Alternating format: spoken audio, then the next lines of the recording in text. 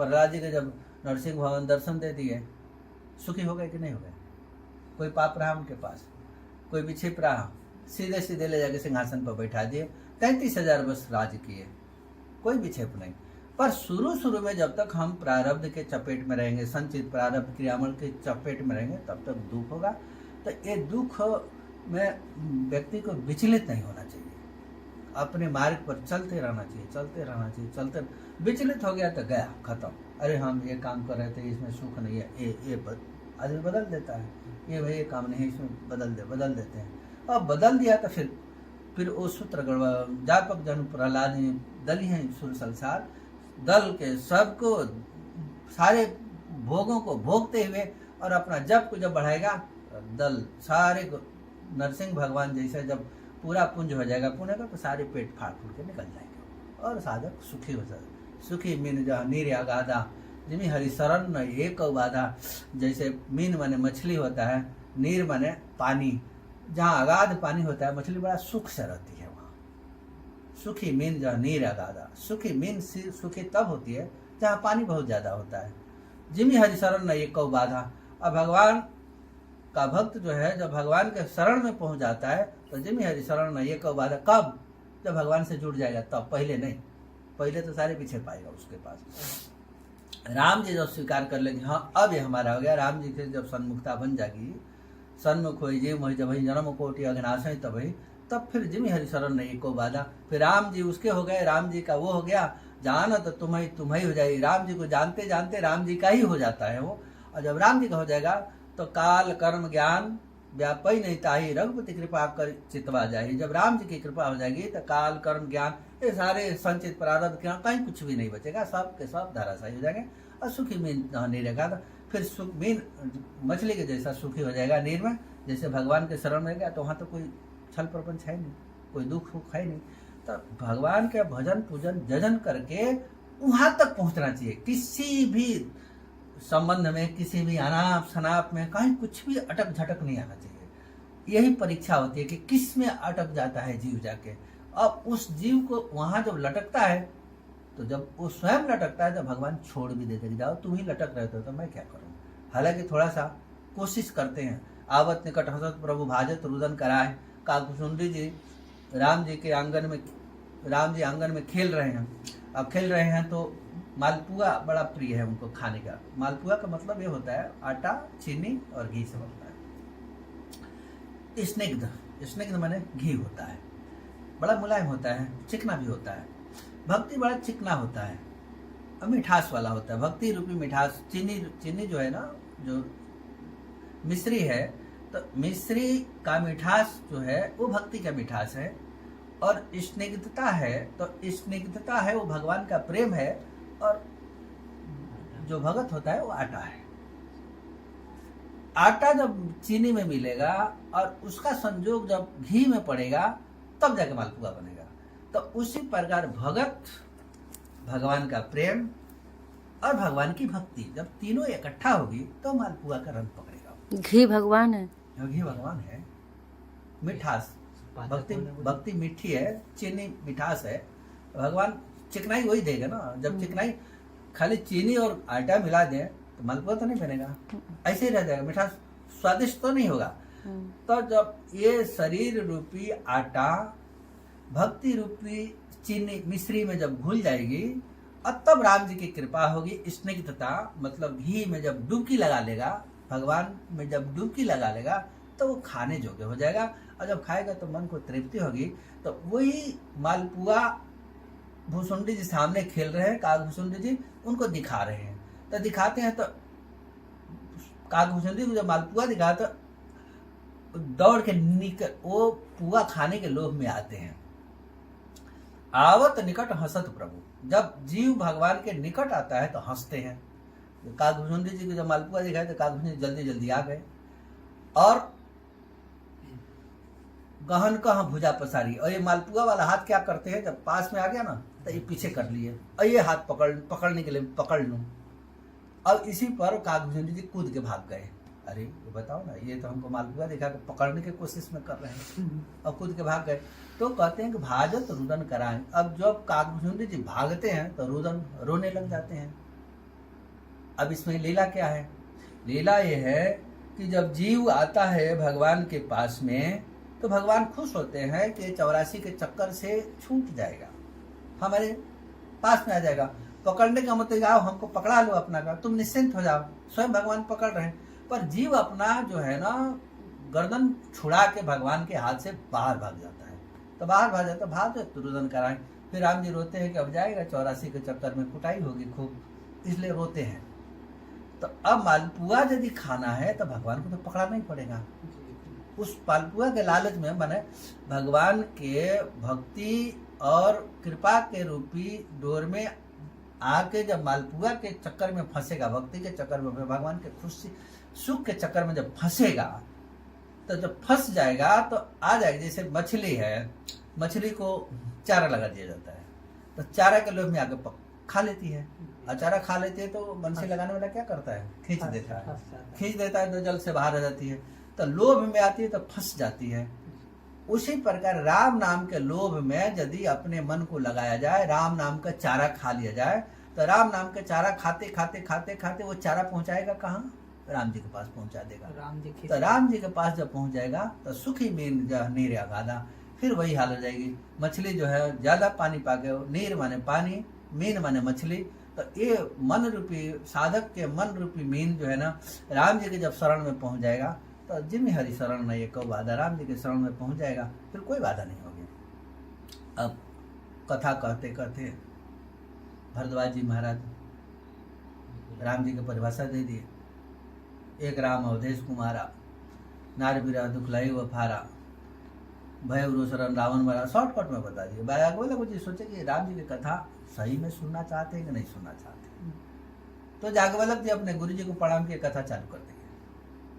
तुलसीदास जी महाराज कथा कर रहे हैं तो बंदों खल सती गण भाई, खल और सच्चे लोगों का वर्णन। बंदों पृथ्वीराज समाना, सहस नयन पर दुख साई सहस 10 कान। दूसरे का अवगुण जो है 1000 कानों से जो सुनता, मतलब 2 प्रकार की बात हो गई वहाँ। पृथ्वी जी महाराज भगवान से वरदान मांगे थे, आशीर्वाद। ये सो रहा है थोड़ा जगह। पृथ्वीराज महाराज भगवान से आशीर्वाद मांगे थे कि हम 10,000 कान हमारे शरीर में दे दीजिए ताकि भगवान का गुणानुवाद सुने। भगवान बोले कि 10,000 कान दे दूँ तो पूरा शरीर तुम्हारा काने काने हो जाएगा। एक काम क्यों करेगा?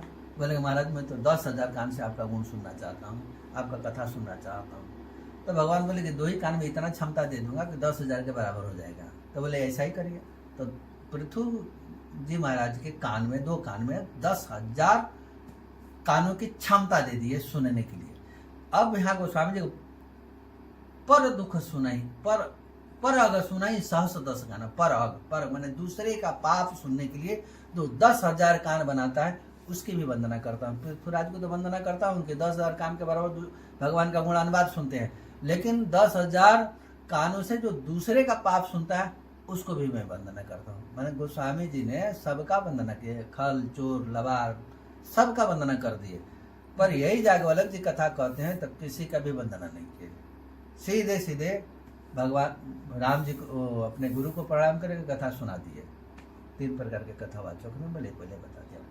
एक प्रकार में तुलसीदास जी जो सबकी वंदना करके चल रहे हैं, अपना बल नहीं, सबको माने दैन्यता के घाट है, दीन बन के सबको प्रणाम करके भाई हमको विक्षेप मत करना, हमको विक्षेप न करना, और आगे निकल रहे। ऐसा भी एक नियम है।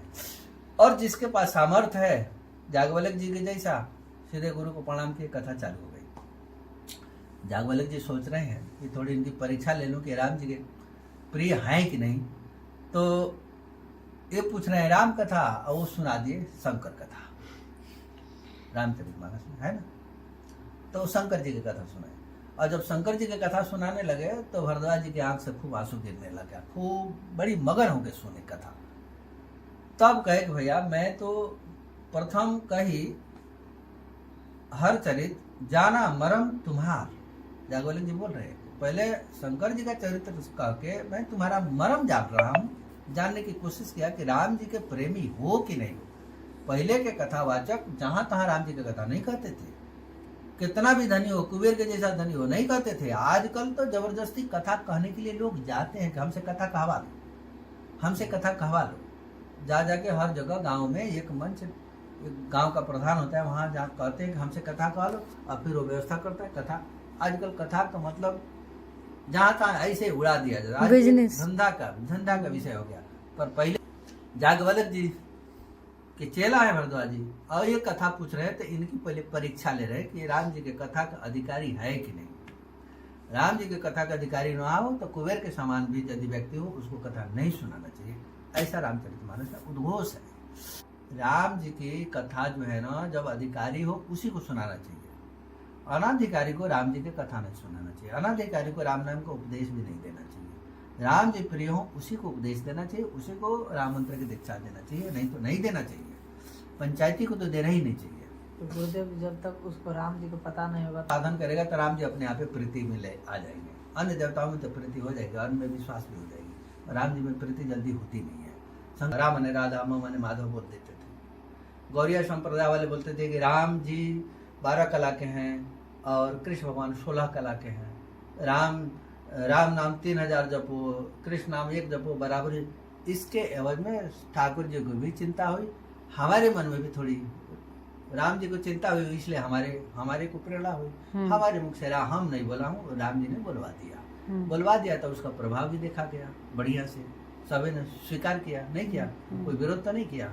राम नाम के विषय में जो शास्त्रों में लिखा वही बोले, हम अपने ओर से तो कुछ भी नहीं बोले। राम नाम प्रभावेण स्वयंभू सृजते जगत विवर्ति शकलम विष्णु शिव संगरते पुनः। मैं अन्यथा क्या बोला हूँ, शास्त्रों में जो बोला है कि राम नाम के जप के प्रभाव से ब्रह्मा जी सृष्टि की रचना करते हैं, राम नाम के प्रभाव से भगवान विष्णु सृष्टि का भरण पोषण करते हैं, और राम नाम के प्रभाव से भगवान शिव सृष्टि के संहार कर देते हैं। तो राम नाम के प्रभाव से सृष्टि चल रही है, और यहाँ कहते हैं कि राम नाम 3000 जपो तो कृष्ण नाम 1 बराबर। ये तो सीधे सीधे झूठी बात हो गई, और झूठी बात होगी तो झूठी बात के लिए जब कोई फैलाएगा तो भगवान उसकी व्यवस्था करेंगे काट करने के लिए, और काट करके ले आकर रख देंगे। तो वो ये काट की बात हुई, भगवान की इच्छा हुई, हमारी कुछ भी उसमें इच्छा नहीं है, हम उतना बोल भी नहीं सकते हैं। एक प्रदीप मिश्रा कुछ बोल दिया, आराम सुना, वृंदावन वाले कितना बेइज्जती किए, मारपीट भी कर दिए, लेकिन हमने तो शास्त्रीय प्रमाण दे के बोले राम ने राधा, मम ने माधव, तो होता नहीं है ना। पर वृंदावन वाले ये भी बोलते हैं कि राम ने राधा, मम ने माधव, ये तो अनुचित बात हुई ना। तो अनुचित नहीं बोलना चाहिए। हम तो कभी भी नहीं बोले कि राधा ऐसी है वैसी है, कहीं कुछ नहीं। राम जी का क्या है, राम जी राम नाम क्या है, बस इतना ही बोलना है हमको। आगे हाँ कौन क्या करता है उसे हमें कोई लेना देना नहीं, हमको अपना स्टैंड लगाना, अपना पक्ष मजबूत करना है। हमारे मजबूत का मतलब जबरदस्ती नहीं, शास्त्रों ने जो लिखा है, शास्त्रों ने जो बताया है राम नाम के विषय में, वही राम नाम कर अमित प्रभाव, वेद पुराण उपनिषद गावा, राम नाम का अमित प्रभाव है। ऐसा कोई नाम नहीं है भगवान विष्णु का हजारों नामों में जिसका अमित प्रभाव हो। राम नाम के अलावा किसी भी नाम का, भगवान के 24 अवतार हो चाहे 1024 हो, पर किसी भी नाम का इतना प्रभाव नहीं है जितना राम नाम का प्रभाव है। कोई कहते रहे जिसको बहुत ज्यादा प्रभाव, मतलब यही है कि राम नाम से बड़ा कुछ नहीं है, राम नाम से बड़ा कुछ भी नहीं है, और राम जी से भी बड़ा भी कोई कुछ नहीं है। अगुण अखंड अनंत अनादि जय चिंता ही परमानंद बारी। मनु शत्रुपा जी तपस्या कर रहे हैं, तपस्या कर रहे हैं तो यहाँ ब्रह्मा विष्णु महेश तो तीनों आ गए हैं।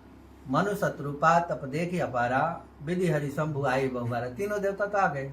मांग अवर बहु भांति लो भाई, बहुत लोभ दिए, बहुत किए कि आप ये ले लीजिए, ये ले लीजिए, ये ले लीजिए, कहीं कुछ नहीं।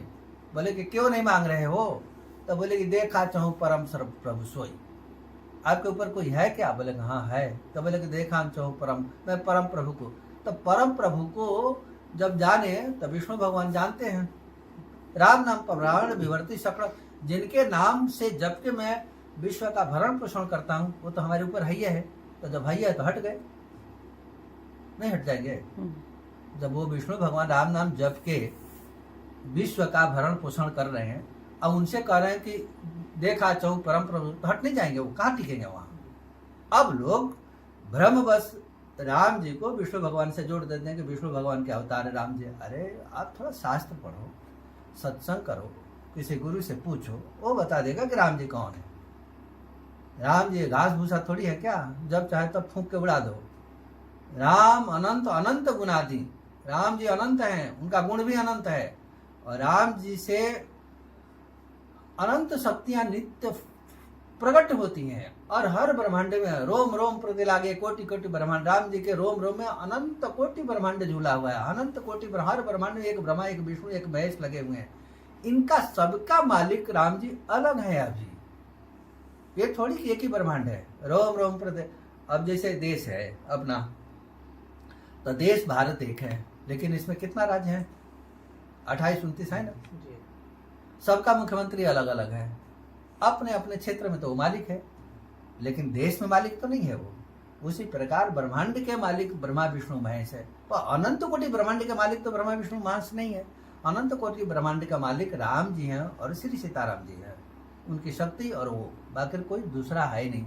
राम जी के बराबर कोई देवता नहीं है,